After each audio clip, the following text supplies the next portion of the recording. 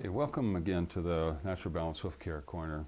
We're going to take right off and start where we left off from last week on the distortions that occur in the hoof capsule.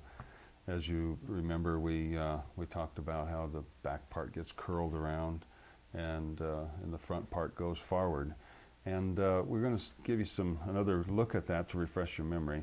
If you look at this bottom view of the horse's foot, we draw a line across here at the widest part. And this dotted line represents the coffin bone. The hoof can easily become distorted from this point forward, from these two pillar points. And we'll talk about that more at other sessions. So when we talk about distortion in the front part of the foot. The thing that's interesting and important to note is if your front foot of your horse's foot looks pointed like this and looks more like a hind foot, it's probably already got a lot of distortion to it. The thing that's important to remember, and it's become real important, and we'll have some published material out before long, is this widest part of the foot is static to the coffin bone, meaning that it doesn't change in its relationship to P3, which is very important. And I want to explain a little bit about that, and we didn't get a chance to touch on it last week, was the static part of the foot, the widest part. And if you look at the way the foot is made, and the newest research that's out now was going to add some precedence to why that's important, and use it as a guideline. Simply, the widest part of the foot is basically underneath of the navicular bone. If you look at what we talked about last week, the widest part of the foot at the hairline and the widest part of the foot at the ground surface are generally in line with the horn tubules. It's very close to perfect alignment that way. So this foot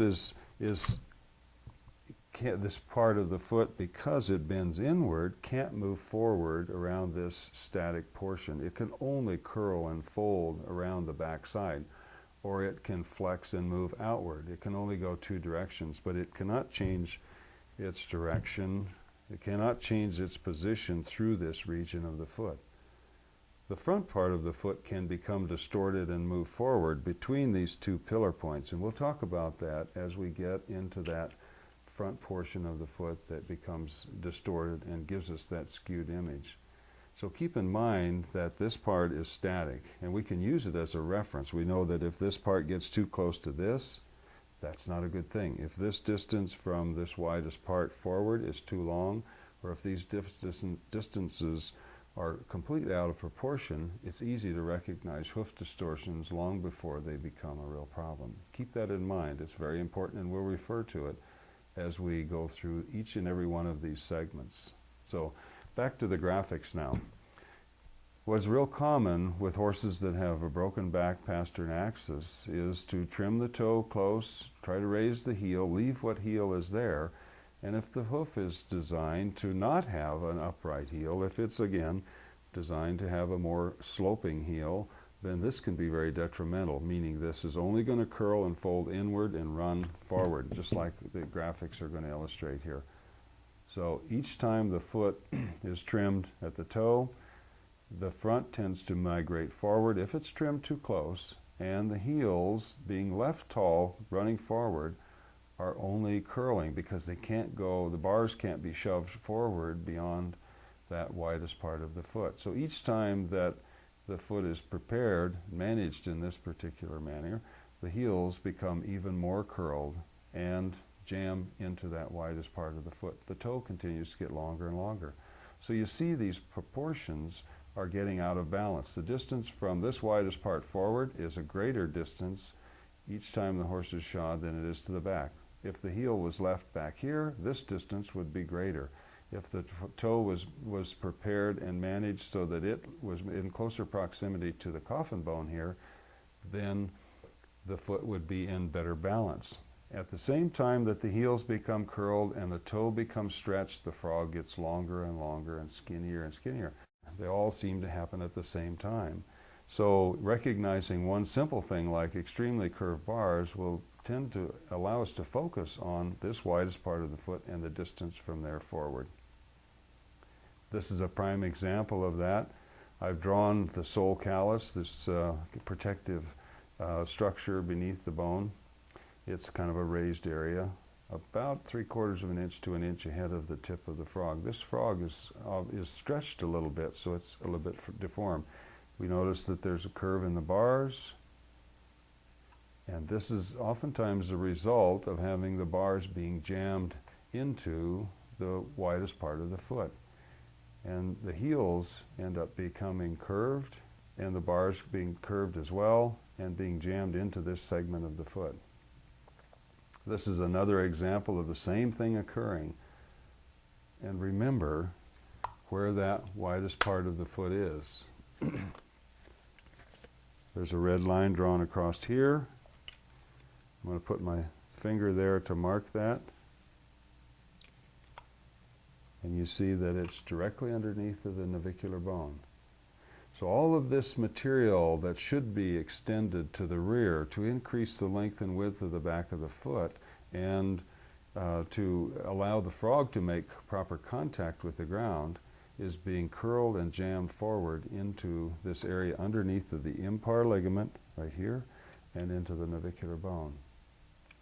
So those horses that have navicular tendencies, they test with a hoof tester, and they block out with a PD block that have no navicular changes on the X-rays, are probably suffering from some soft tissue damage inside of the foot. And it's a direct correlation to what we see happening all the time with the contraction in the back of the foot, the bend of the bars, and the pathology that follows along with that. So, as kind of a insight into a solution to this problem, it requires generally trimming some of the heel down, and probably a lot more than you would imagine, in order to increase the width and length of the back of the foot and improve that foundation. And I'll show you how that's done. If you look at this particular foot, there's the widest part of the foot. The upper line is the where the heel was originally, and you'll see that this follows the curvature that existed prior to trimming, and it ended up right over this corn that is now on the bottom of that horse's foot. And it makes you wonder why a horse won't land on their heels when the foot is curled and distorted like this. It's just too darn painful for them to do that. So simply trimming the heels down will improve the curvature. It will make it longer and straighter, and the heel will end farther back here and increase this distance from the widest part of the foot back. You accomplish two things at the same time. But the age-old problem, aligning the pastern. Well, now with new information that we have available to us, engaging the frog is going to take care of a lot of that malalignment problem. So keep that in mind. It's something that's going to take a bit of a curve for some people to get around, but the fact is it does have more positive aspects than you can ever imagine, simply engaging the frog by trimming the heel down. Again, thank you very much for your time. We're out of time for this week, and we'll look forward to seeing you next week.